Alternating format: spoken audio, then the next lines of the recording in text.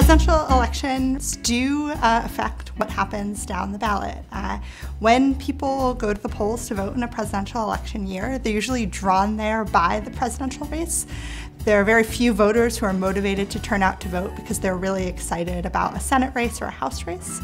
And so what's happening at the top of the ticket is really important for what brings voters to the polls. Voter turnout is higher in presidential races than it is in midterm elections. So congressional elections are becoming increasingly nationalized.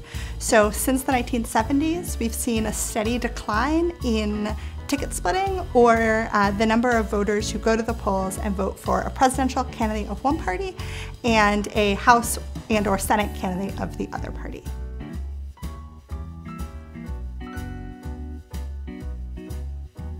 In 2012, the rate of ticket splitting was the lowest that we've seen since the American National Election Study started tracking these numbers in the early 50s. In 2012, only about 11% of voters voted for a House candidate of one party and a presidential candidate of a different party. One reason that we see less ticket splitting now than we used to is because of the increase in political polarization. So the two parties, the Democrats and the Republicans, are now farther apart from one another, and they're more internally consistent. So for example, we see fewer pro-choice Republicans than we once did. We also see fewer, say, pro-gun rights Democrats than we once did. Because of political polarization, there are fewer voters who find themselves attracted to a presidential candidate of one party and a congressional candidate of the other party. Another piece of this involves what we call negative partisanship. We've seen increases in the degree to which voters of one political party really dislike members of the other political party, and as a result, they feel they find the other political party much less appealing because they have more negative feelings about them than they used to. We think that voters generally think about House races and Senate races in the same way. The one exception to this is if voters are going to split their tickets. In House races, they tend to split their tickets in favor of the incumbent, in favor of the candidate who already holds the office. While we see lower levels of ticket splitting than we once did, what we do know is when voters do choose to split their tickets, we know a little bit about what drives them to do that.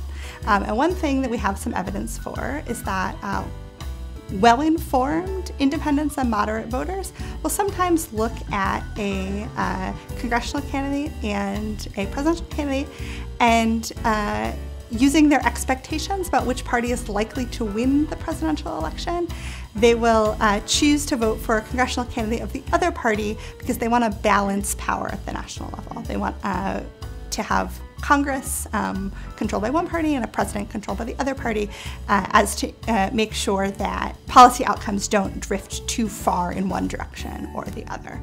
Sometimes we see political campaigns embrace this strategy directly.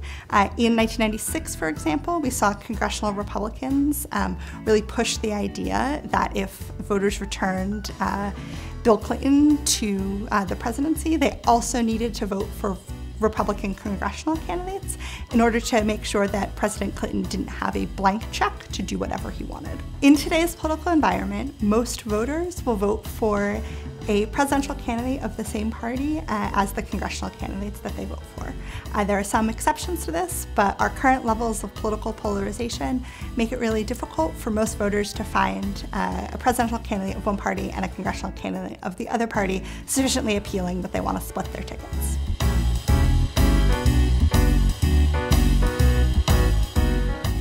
The best use of polls usually is not to confirm what you believe or confirm the media conventional wisdom, but to challenge it.